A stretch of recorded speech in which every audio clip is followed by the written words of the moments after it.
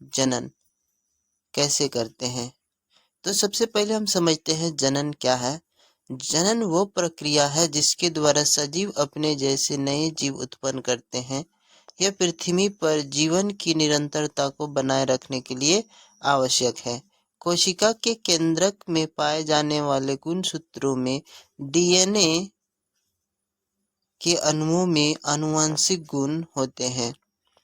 DNA प्रतिकृति बनाता है तथा नई कोशिकाएं बनाता है। इससे कोशिका में विभिन्नता उत्पन्न होती है। ये नई कोशिकाएं एक समान है परंतु समरूप नहीं। विभिन्नता का महत्व। विभिन्नता का महत्व को देखते हैं तो सबसे पहले विभिन्नता के महत्व में जो पहला बिंदु है वो है लंबे समय तक प्रजाति की उत्तर जीविता बनाए रखने में उपयोगी जैव विकास का आधार। प्रजनन के प्रकार। प्रजनन दो प्रकार के होते हैं, अलैंगिक प्रजनन और लैंगिक प्रजनन। अलैंगिक प्रजनन को समझते हैं। एकल जीव नए जीव उत्पन्न करते हैं। युग्मक का निर्माण नहीं होता है। नए जीव पैतृक जीव के समान समरूप होता है। सतत गुण के लिए यह एक बहुत ही उपयोगी माध्यम है। यह निम्न वर्ग के जीवों में अधिक पाया जाता है। और अगर हम बात करें लैंगिक प्रजनन का, तो दो एकल जीव, एक नर और दूसरा मादा, मिलकर एक नए जीव उत्पन्न करते हैं। नर युग्मक व मादा युग्मक बनाते हैं। नया जीव आनुवंशिक रूप में पैतृक जीवों के समान होता है परंतु समरूप नहीं। परजीवी में विभिन्नताएं उत्पन्न करने में सहायक होता है। उच्च वर्ग के जीवों में पाया जाता है। अलैंगिक प्रजनन की विधियां। अलैंगिक प्रजनन निम्न विधियों द्वारा संपन्न होता है। सबसे पहला जो है वह है विखंडन। विखंडन इस प्रक्रम में एक कोशिका दो या दो से अधिक कोशिकाओं में विभाजित हो जाती है। विखंडन में अगर भी देखें तो हम इसके भी प्रकार होते हैं, द्विविखंडन और बहुविखंडन। द्विविखंडन को समझते हैं। द्विविखंडन जीव दो कोशिकाओं में विभाजित होता है तो हम उसे द्विविखंडन प्रक्रिया कहते हैं। जैसे अमीबा। अमीबा में द्विविखंडन प्रजनन होती है। और बहुखंडन जीव बहुत सारे कोशिकाओं में विभाजित हो जाती है तो इस टाइप के जो जीव में प्रजनन की प्रक्रिया होती है उसे बहुखंडन प्रजनन कहते हैं। उदाहरण के लिए प्लेज्मोडियम। अगला है खंडन। खंडन इस प्रजनन विधियों में सरल संरचना वाले बहुकोशिका जीव विकसित होकर छोटे छोटे टुकड़ों में खंडित हो जाते हैं। यह टुकड़े वृद्धि कर नए जीव में विकसित हो जाते हैं। जैसे अगर हम बात करें स्पायरोगाइरा, ठीक है, तो स्पायरोगाइरा में भी खंडन की प्रक्रिया के द्वारा प्रजनन होता है। इसके बाद आगे हम देखते हैं पुनरुद्र भवन, ठीक है, या तो ये मतलब पुनर्जनन। इस प्रक्रम में किसी कारणवश जब कोई भी जीव कुछ टुकड़ों में टूट जाता है तब प्रत्येक जीव नए जीव में विकसित हो जाती हैं। तो इस टाइप का जो भी प्रजनन की प्रक्रिया है वो अलैंगिक जनन होती है। आगे देखते हैं। उदाहरण के लिए अगर हम लैंगिक जनन का बात करें जिसमें पुनः जनन हो, जैसे प्लेनेरिया, हाइड्रा, ये सब में पुनः जनन की प्रक्रिया होती है। उसके बाद आगे देखते हैं मुकुलन, ठीक है। तो मुकुलन क्या है? तो मुकुलन इस प्रक्रम में जीव शरीर पर एक उभार उत्पन्न होता है जिससे मुकुलन कहते हैं। यह मुकुलन पहले नन्हे फिर पूर्ण जीव में विकसित हो जाता है तथा जनक से अलग हो जाता है। उदाहरण के लिए अगर हम देखें तो हाइड्रा होगा, यीस्ट वगैरह, ये सभी मुकुलन प्रजनन करती हैं। और आप इसे फिगर में देख सकते हैं हाइड्रा में मुकुलन किस टाइप का होता है, ठीक है। आगे देखते हैं बीजाणु समासम। कुछ जीवों के तंतुओं में सिरों पर बीजाणु धानी बनती है जिनमें बीजाणु होते हैं। बीजाणु गोल संरचनाएं होती है जो एक मोटी भित्ति से रक्षित होती हैं। अनुकूल परिस्थितियां मिलने पर बीजाणु वृद्धि करने में लगते हैं। अब इस चित्र के द्वारा आसानी से समझ सकते हैं। आगे देखते हैं। कायिक प्रवर्धन। कुछ पौधों में नए पौधों का निर्माण उसके कायिक भाग जैसे जड़, तना, पत्तियां आदि में होता है। इसे कायिक प्रवर्धन कहते हैं। प्राकृतिक विधियां, ये प्राकृतिक विधियों से संपन्न होती है। जड़ द्वारा, ठीक है, जैसे अगर हम एग्जाम्पल बात करें जड़ द्वारा तो हम डेहलिया, शकरकंदी। अगर तने द्वारा हम देखें तो आलू, अदरक। पत्तियों द्वारा तो हम ब्रायोफिल्म की पत्तियों के कोर पर कलिकाएं होती है जो विकसित होकर नया पौधा बनाती है। इसके बाद इसे हम कृत्रिम विधि से भी बना सकते हैं या कृत्रिम विधि भी प्रजनन की होती है। तो इसमें हम देखते हैं जैसे रोपण, आम, कर्तन, गुलाब, लेयरिंग, चमेली। तो इस तरह का जो भी पौधे होते हैं उसमें कृत्रिम विधि से बढ़ाया जा सकता है। उत्तक संवर्धन। उत्तक संवर्धन का बात करें तो इस विधि में शाखा के सिरों से कोशिकाएं लेकर उन्हें पोषक माध्यम में रखा जाता है। ये कोशिका गुणन कर कोशिकाओं के गुच्छा जिसे कैलस कहते हैं में परिवर्तित हो जाती है। कैलस को हार्मोन में रखा जाता है जहां उनमें विभेदन होकर नए पौधे का निर्माण होता है जिसे फिर मिट्टी में रोपित कर देते हैं। एग्जाम्पल के लिए हम देखें तो इसमें आर्किक सजावटी पौधे वगैरह आते हैं। कायिक संवर्धन के लाभ। कायिक संवर्धन के क्या क्या लाभ हैं, चलिए इसको समझते हैं। कायिक संवर्धन के निम्नलिखित लाभ होते हैं। बीज उत्पन्न न करने वाले पौधे जैसे केला, गुलाब आदि के नए पौधे बना सकते हैं। नए पौधे आनुवंशिक रूप में जन के समान होते हैं। बीज रहित फल उगाने में मदद मिलती है। पौधे उगाने का सस्ता और आसान सा तरीका है। ये कायिक संवर्धन का लाभ है। उसके बाद अगर हम बात करें लैंगिक प्रजनन का, तो लैंगिक प्रजनन नर व मादा युग्म के मिलने से होता है। नर व मादा युग्म के मिलने के प्रक्रम को निषेचन कहते हैं। ठीक है, संतति में विभिन्नता उत्पन्न होता है। आगे देखते हैं पुष्पी पौधों में लैंगिक जनन। ऐसे फूल जले पहले पौधे होते हैं जिसमें लैंगिक जन्म पाए जाते हैं। तो फूल पौधे का जनन अंग है। फूल पौधे का जनन अंग है। एक फूल के मुख्य भाग बाह्य दल, पंखुड़ी, श्रीकेसर एवं पुकेसर होते हैं, जो आप आगे फिगर से समझ सकते हैं। फूल के प्रकार। फूल दो प्रकार के होते हैं। एक तो उभयलिंगी पुष्प और दूसरा एक लिंगी पुष्प। उभयलिंगी पुष्प स्त्री केसर एवं पुकेसर दोनों उपस्थित होते हैं। उदाहरण के लिए सरसों, गुड़हल।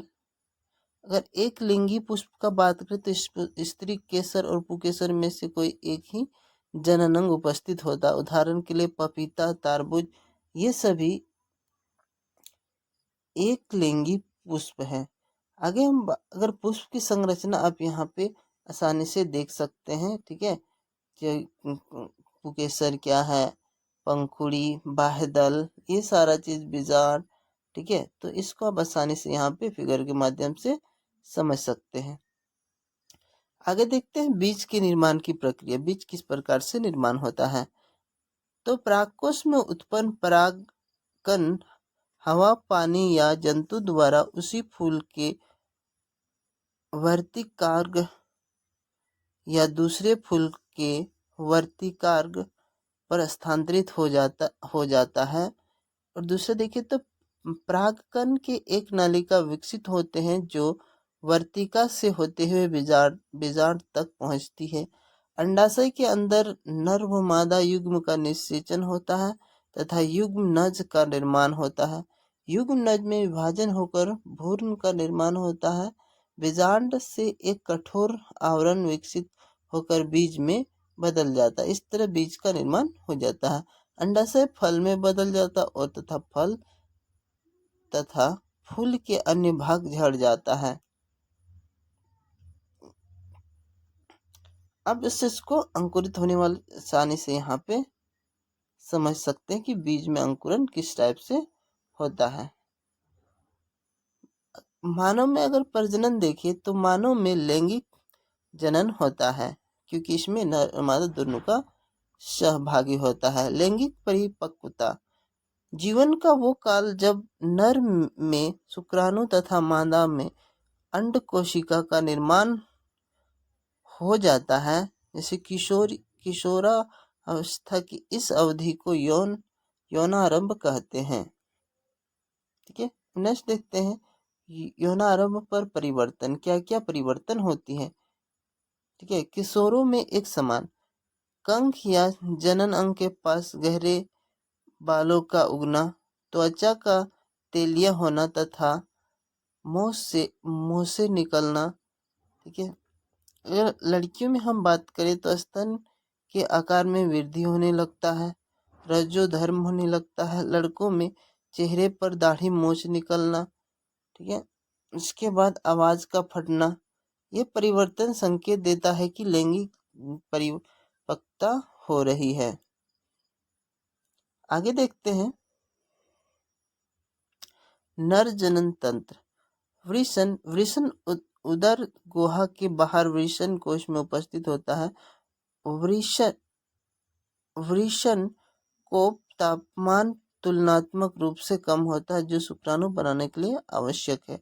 नर युग्मनज यहाँ पर बनते हैं। नर युग्म मतलब यहाँ पर बनते हैं वृषण में। वृषण ग्रंथि टेस्टोस्टेरोन हार्मोन उत्पन्न करती है। टेस्टोस्टेरोन के कार्य शुक्राणु उत्पादन का नियंत्रण करना। लड़कों में यौन अवस्था परिवर्तन। शुक्रवाहिनी ये शुक्राणु को वृषण से शीशन तक पहुंचाती है। मूत्रमार्ग यह मूत्र और वीर्य दोनों के बाहर जाने का मार्ग है। बाहरी आवरण के साथ इसे शीशन कहते हैं। संबंधित ग्रंथियां शुक्राणु ग्रंथि तथा प्रोस्टेटस ग्रंथि अपने स्राव शुक्राणु में डालता है। इससे शुक्राणु तरल माध्यम में आ जाते हैं। यह माध्यम उन्हें पोषण प्रदान करता है।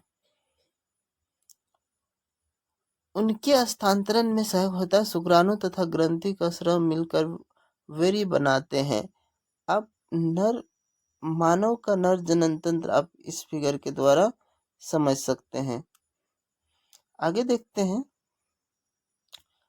मादा जनन तंत्र। अंडाशय मादा युग्मक अथवा अंड कोशिका का निर्माण अंडाशय में होता है।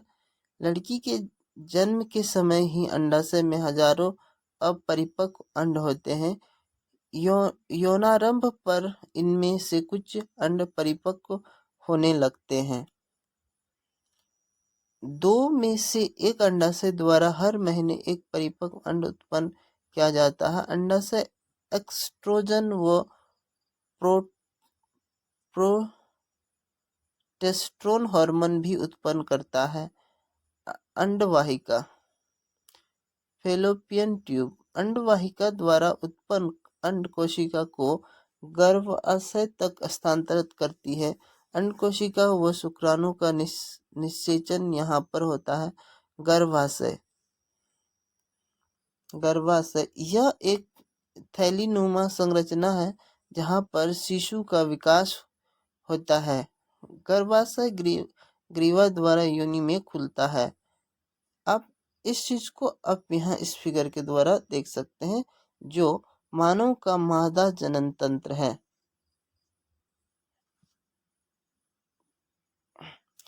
जब अंड कोशिका का निषेचन होता है, चलिए देखते हैं इसमें। निषेचन अंड युग्मनज कहलाता है, जो गर्भाशय में रूपित होता है। गर्भाशय में रूपण के पश्चात युग्मनज में विभाजन व विभेदन होता है तथा भ्रूण का निर्माण होता है। प्लेसेंटा यह एक विशिष्ट ऊतक है जिसकी तस्तरीनुमा संरचना गर्भाशय में घसी होती है। इसका मुख्य कार्य मां के रक्त के ग्लूकोज, ऑक्सीजन आदि भ्रूण को प्रदान करना, भ्रूण द्वारा उत्पादित अपशिष्ट पदार्थों का निपटान, अंड के निषेचन से लेकर शिशु के जन्म तक के समय को गर्भकाल कहते हैं। इसकी अवधि लगभग 9 महीना होती है। जब अंड का निषेचन नहीं होता है, हर महीने गर्भाशय खुद को निषेचित अंड प्राप्त करने के लिए तैयार करता है। गर्भाशय की भित्ति मसल एवं स्पॉन्जी हो जाती है। यह भ्रूण के विकास के लिए जरूरी है।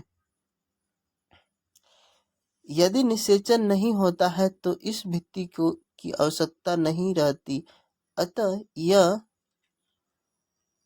परत धीरे धीरे टूटकर योनि मार्ग से रक्त एवं म्यूकस के रूप में बाहर निकलती है। यह चक्र लगभग 1 महीने का समय लेता है, इसलिए इसे ऋतुस्राव अथवा रजोधर्म कहते हैं।